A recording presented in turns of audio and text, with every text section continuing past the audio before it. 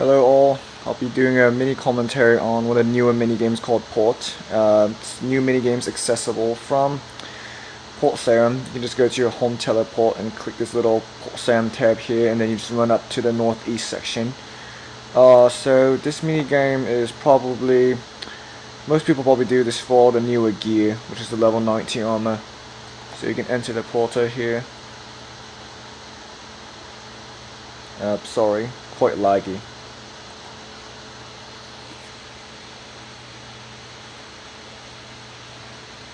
Alright, so once you go into here, you can see that it's kind of like a mini dock. Just lots of stuff to do here. But mainly you want to focus on, first you want to get the crew members ready, so you can find it up here in the crew roster. So as you can see, you won't have access to these when you first start. These are probably the last two islands. You can access these members on your last two islands that you unlock. So you obviously also have captains that direct your crew, and you can hire them here. So let's just say I wanted a new ferocious tiger eye, then I could just recruit. Voila. And also keep in mind that you have a list of resources that you will have to probably monitor throughout your entire trips. Let's see here. Jade, that's the second to last. Stainless steel, that's the very last island. Alright. So there's a few things to keep in mind here. So first of all, you have the black marketeer, which this guy's probably very helpful in the beginning. He does sell resources, but at a quite expensive price, I would say. So you can view his goods. They update every 24 hours, so here you can see that he has 273 chimes for about 54k, so you could buy that. Oh, never mind, 20 hours, not 24, okay. So the reason you see that yellow icon right there is because he has a little mini game, like a mini port game, mini game inside of a mini game. But I'm too lazy to do that. You also occasionally have this mini adventurer who thinks that you're like a hero. She occasionally asks you for help, and she wants to do missions. Oh, okay, well looks like she just failed her last one. Open treasure chest. So this time I got a medium XP lamp from her. She usually returns within a few days after you send her out. Okay, so if you talk to her again. Oh, hey, it's so cool to see you again. So you ask her how your adventure's going, and then she'll say she's gonna go on one, and sure, ask away. And she'll ask you like a few questions, and you can answer them however you want. I haven't really figured out if there's a pattern to increase her success rate on her missions, but I usually just click whatever. Doesn't really matter. She's stupid anyways. Alright, so probably when you first start port, one of the main things you want to get done as soon as possible is to upgrade your not voyage, shipwright. So you can click on the upgrade buildings icon, and you want to upgrade the office as soon as possible so you can unlock your second ship. You can keep on upgrading, you can unlock additional ships. I personally find 2 to be enough. I don't see the point in having a third one. So let's see, let's cover the missions. Voyages. So each and every day you're given about 18 or so standard voyages, and that you can send. The ones I have, they're like about 11 hours, because these are, you know, the latter missions. That's the longest they'll take. Normally the bamboo ones in the beginning, they're like about 15 or so minutes, pretty quick. Special voyages, they can take upwards of 17 hours. That's a very long time. So these are resources, special resources that you can use. Chi globes, they make the Sea Singer, which is the mage port gear. Lacquer, they make Death Lotus, which is the ranged armor. And you also have plates, but I didn't get one for today. So let's just say, for example, this guy, Occultist. let's just say I wanted Chi globes. You get to click edit your ship, and then you get to go to your crew. So you see that this mission requires morale and combat. So you can already outright tell that these guys right here, the harem of fortune tellers, these guys have focus in seafaring. So gotta get rid of them, replace them with these morale guys right here. There we go. So you can see that the morale is going up. So the success rate is actually based off of the lower of the required categories. So let's play around with it. You can go to your hull. Oh, it's on the Storm Rider hull. So this is obviously a more seafaring based hull. Let's go to this morale based hull. There we go. Oh, morale went up.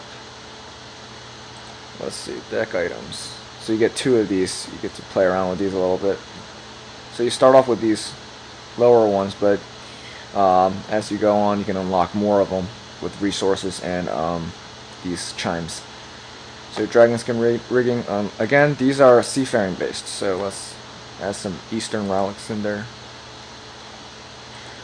Almost there, 72%. Eastern relics one more time. Oh, 84. The fire cannon. Maybe any way to get combat up a little bit? Nah. Let's see, do I have any effects that I can do? So after you feel confident that your mission will succeed, you can go to your effects and see if you can add anything. Let's see, I could add 50% crew XP. There we go.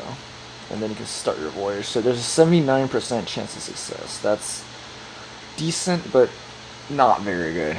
But whatever. So that ship will return in about 17 hours and 38 minutes. And this guy right here, the convict, he gathers lacquers. So this one requires only morale. But yeah, I can edit this. I'll do this later. So the main part of port is for the gear, at least in my opinion. So obviously, first you need to go to your port management. In the beginning, you won't get very many scroll trips, but as you continue, you can go through upgrades to increase your chance of getting scroll missions, and eventually, like all of this, see these Death Lotus, Tetsu, Sea Singer. Oh, I didn't unlock the helm yet, but this only took about 20 to 30 days to unlock all of these. But that was quite hardcore while doing the port, so I don't expect you to be able to do that in a month. Probably take an average of 2 months, I'm guessing. So as you can see in the resources, I have 110 lacquer, and that is actually enough for. It requires 40 for a chest. 40 for a helm, 60 for the legs, and 100 for the chest. Right now I already have the Death Lotus chest and legs, Sea Singer chest and legs, and I do have the full Tetsu. Yeah, these are all superior. I find the tradable ones almost completely. You can sell them for a little bit of gold, but it's totally not worth it. It's wasted resources. You might as well save up the resources and get your own superior versions. So you craft the workbench. The workbench is only for the magic gear and range gear. So you can get there's tradable versions and untradable versions. So I'm gonna craft myself the superior Death Lotus hood. So you can see that it requires 90 crafting. So that the same goes for the Sea Singer one. So you'll have to be able to you can't use assist inside port, so you'll have to be able to craft these by yourselves. And for the Tetsu, it requires 90 smithing, so you'll definitely need those up. See, I'm barely there. I have 90 crafting and 90 smithing. So let's untradable range gear, superior Death Lotus hood. Just make sure this is all correct. See, it requires 40 lacquer. I have 110. Perfect. Oh shoot, no, I don't want 2 of them. I only want 1. Oh my gosh. Thank God I was careful on that. I would have been stuck with 2 Death Lotus hoods. Why would I want to? There we go. Death Lotus hood. All done. So right now I'm just missing the Sea Singer robe top, but I'm actually, right now I'm more focused on getting the Cruelty, which is one of the scrimshaws that requires 90, I think it's 90 fleshing to make. adds a chance to bleed for your ranged hits. Other than that, I think the rest of the port is pretty self-explanatory. Sending ships, recruiting crew members, playing around with your port management. Oh, one last thing I guess. Archipelago map. So basically in the beginning you start off all the way back here near the arc area. And then as you continue you will unlock more islands. You'll get to the skull. And then you get to the hook region, which is right here. And then as you keep going, oh, the scythe. There's 6 of them total. Scythe is the 4th one. Then you have the bull's a special one. That's not one of them. Oh, the pincers. And then that's it, I think. Yep.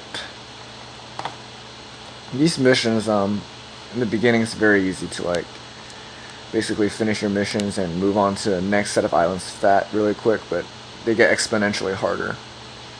But to max out on this minigame, it should take an average about a month and a half to get all of the superior pieces. Probably to max out your crew members will probably take a little bit longer, but I was capable of getting these pieces of armor and unlocking scrimshaws without actually maxing out the later crew members. But yeah, good luck with your mission. Have fun, and yeah, good luck getting all your pieces.